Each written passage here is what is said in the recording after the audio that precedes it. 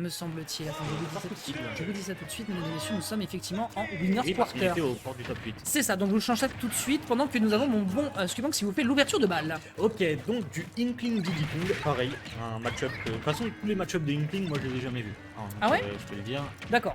Bah, c'est un perso, encore une fois, moi j'ai commencé le jeu il y a assez peu de temps, et du coup, Inkling, ça se voit plus jamais. Bah c'est vrai que les Inkling finalement c'est assez timide. On connaît surtout Wookstom qui est un joueur du sud qui a une bonne Inkling. Après c'est vrai qu'en France malheureusement le personnage est encore assez timide. On pense aussi à Magic de la team Wartox également qui en a un. Mais la plupart du temps on a vu la plupart de nos joueurs de Inkling se déplacer à l'image de Cosmos plutôt vers des personnages comme les Aegis qui sont des personnages qui finalement ont l'air de beaucoup leur ressembler parce qu'ils aiment beaucoup le jeu. Ici on va finir avec un up smash et on va prendre le On a Space aussi. On a Space également mais qui sort aussi une Aegis selon les matchs. Voilà. Mais Mais là où il faut se Cosmos maintenir. va complètement drop, Space, Space. lui, il le rejoue encore. Space se maintient, notamment pour les Falcons, n'est-ce pas, OG? C'est l'un des pires match-ups de Falcon. Donc pour l'instant, en tout cas, ce qu'on peut retenir du match-up, vous le voyez, c'est beaucoup de zoning de la part de Kekepi qui essaie de placer le terrain en son avantage avec notamment sa banane, qui essaie d'aller chercher et de punir l'adversaire sur des jeux de distance, notamment avec, merci, cette splendide side B qui s'appelle la prise de tête en français, et je trouve que ça se correspond énormément au move du perso, parce que c'est très chiant à deal. Ici, on arrive à punir avec un up smash Out of frame 5 en out of shield, qui est d'ailleurs l'un des meilleurs out of shield du personnage, et c'est un smash. C'est vous dire Ah, c'est- la dinguerie que c'est. En autoshield frame 5, déjà on est content. Ah oui, clairement. Alors si c'est un smash, c'est du temps béni. Très clairement. Effectivement, on mange bien un créteil. Il mange très bien. Ok, ici explosion directement de la bombe, on est complètement peinturluré de violet, ce qui veut dire que le moindre coup ici va faire énormément de dégâts. Ça va propulser directement colle, l'adversaire on sur colle. un deuxième rouleau, ça fait 2 fois de suite. Le singe a intérêt de se méfier parce que, mine de rien, je pense que ça colle dans les poils et c'est un Ouais. petit peu chiant à dire. Hop là, Qui classique. n'aime pas trop être dans les airs, hein. Il a pas une Non. très bonne mobilité à réel. Non, le juggle c'est pas ouf. Hein. Fais se faire juggle quand tu t'appelles Diddy Kong, en général tu veux t'extraire soit avec un drop potentiel de banane si tu l'as en main, soit vraiment te barrer avec un side B et revenir sur une situation de ledge. Parce que c'est un peu plus simple pour lui de le deal. Oh là Oh, là le jab là lock, là. c'est un dumb smash. C'était un down smash. C'était un down Oh, smash. et celui-là il va pas passer. Donc là, Mais pardon. oh là là, mais Mix river. up upper. Non, il tue. Bah oui, il Et tue. ça tue ses Diddy Kong. Parce qu'il était léger et en plus de ça recouvert de peinture. Ça fait 3 fois de suite. Il faudrait peut-être. Ouais, c'est vrai que les 3 stops ont été pris sur cette mise au sol. Il faudrait peut-être se rendre compte que là il y a quelque chose à gérer. Mais en tout cas, on a un Malibido qui pour l'instant fait un super taf. On l'a Ah vu ouais. plus tôt dans le bracket. A priori, s'il est là, c'est pas par hasard. Ouais. Ah bah clairement, bah là de toute façon, on est Ouais. au port du top 8 côté winner. On commence à... Enfin, remarque, dès les deux matchs précédents, on a déjà eu des gros niveaux. Oui. Mais là, on arrive à la phase des Bah, tournois. pour le coup, c'est pour le coup, je te rejoins dans le sens où en fait là, les deux joueurs qu'on a, si je regarde le bracket, en fait, c'est un petit peu les deux underdogs qui peuvent prétendre au top 8. Parce que de l'autre côté, on a David Lotaro et Matteo, c'est du top 8 matériel sur Paris, ça Ouais. c'est sûr et certain. Arsni versus Flame Haze, c'est pareil. Flame Haze, Ouais. le choper dans un top 8, je suis pas trop surpris. Et de l'autre côté, Winder et Moki, bon, parce que j'ai vraiment besoin de les présenter. Malibido et Kekepi, pour le coup, c'est une très bonne surprise, surtout que Malibido a réussi à sortir Lyoko, hein, un joueur de la team Orbital Ship, donc clairement, il était au-dessus, en dessous, en termes de seeding, donc vraiment, il était parti peut-être pour être en désavantage, mais il est là, en train d'essayer d'entrer dans ce top 8. Donc les deux joueurs sont underdog et clairement, le niveau qu'ils nous proposent montre qu'ils ont tout le droit d'y prétendre. Et la première game était très convaincante pour le coup, hein, Ouais. côté Malibido. Très clairement.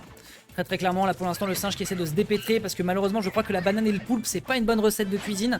Donc il va falloir se sortir de situations un peu plus difficiles malheureusement, d'autant plus que les out of shield de Malibido sont très compliqués à gérer. mais encore. Attends, il a joué à l'item play sur la banane pour pouvoir aller chercher derrière le rouleau. Mais cet homme est un créatif. Cet homme a hâte de l'expérience du match. Il a de la ressource. Il a de la ressource. D'autant plus que les Didi se font un petit peu timides depuis certains temps. On ne voit plus beaucoup Maeda, qui était l'un des meilleurs joueurs du personnage, juste même le meilleur Didi de France. Hein. On ne voit plus non plus un certain Le Monk, hein, qu'on voit assez peu. Ouais, c'est vrai. Donc c'est vrai que Kekepi, il est l'un des derniers représentants des Didi parisiens, donc c'est vrai que si tu le croises régulièrement, tu peux savoir quoi faire contre lui. Le drop banane qui a pu surprendre pour ensuite aller punir sur le backer qui était terriblement clean. On n'oublie pas que Diddy Kong est un personnage qui, sans ses setups, a beaucoup de mal à tuer. Ouais, Donc malheureusement, là, enfin heureusement pour lui, là, il arrive à trouver une belle situation. Il se dépêtre de ce jeu de juggle dont on parlait précédemment pour dire que c'était une situation difficile à gérer pour les Diddy Kong. Et là pour l'instant, on a un très beau jeu de combo. Dommage pour ce down air qui ne fonctionnera pas. C'est vraiment dommage. On rappelle que le down air d'ailleurs est l'un des plus... Enfin, le down air de Diddy Kong dormait pas dessus. Hein. Ça, Ah ouais. ça fracasse. Ok, oula, gourmandise. Gourmandise hein, Ouais, sur cette cette fois, ça situation. tuera pas, mais bon, il y a déjà 70% d'avantage côté Malibido. Ah, le bouillard. Ouais. Et ouais, ça fait. le bon bouillard.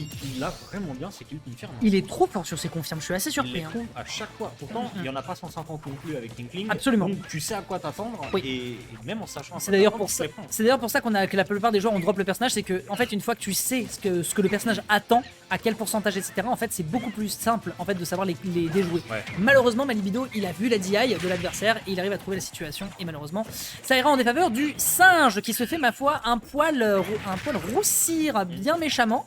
D'autant plus que là on rappelle qu'on est toujours en BO3 mesdames et messieurs. Ouais. Donc ça pourrait être la game de 7. Ok attention. Oula il utilise beaucoup le dash dance. Hein. Ouais, là le set play il est flippant. Hein. Le set play nerveux, j'en ai les poils qui sont tout hérissés en ce 31 octobre.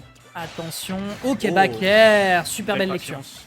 Non, c'est même une lecture, c'est une lecture, L'adversaire n'a quasiment aucune raison de ne pas aller chercher le bord de l'edge.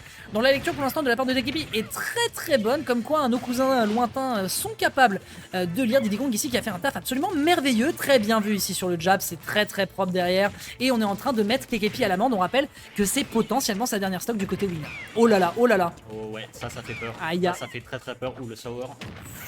On était sûr de le side B. Le side B sur la plateforme, pourquoi pas. Et là on va avoir besoin de jouer son désavantage très propre. La banane ici qui ne passe pas. Ok. Ouais. On meurt pas mais on n'arrive pas à prendre l'avantage là. On n'arrive pas à reprendre une phase de jeu. C'est compliqué. Cette stock est très dominante. Ok, petit. Ah, dommage. Malheureusement, il a pas pu le confirmer. Je crois qu'il a pas full up, malheureusement. Il était pas sûr en termes de pourcentage sur ce qu'il pouvait aller chercher. Et l'adversaire n'est qu'à 37%. Peut-être qu'avec la rage, il s'attendait peut-être à pouvoir aller le chercher sur une surface plus basse. Là, on a de la rage. C'est possible de revenir. Là. Ok, est-ce qu'il va tenter le drop? Ah, il le tente évidemment, mais Malibido ne tombe pas dans le piège parce que ce piège a quelques pourcentages. On le connaît. Oh, cacahuète. Ok, pirouette, cacahuète. Pourquoi pas? On peut tenter ici l'occasion. Le side B qui va bien fonctionner pour revenir sur le bord de terrain. Et... Oh non, ça fait trop peur. Ah, c'est super flippant. Ah, le catch sur le side B. Il a vraiment tenté le catch sur le side B malheureusement. Aïe. Alors Maeda. Ah oui non c'est pas Maeda, c'est pas joueur de Didi. Je dis une bêtise. Comment s'appelle-t-il?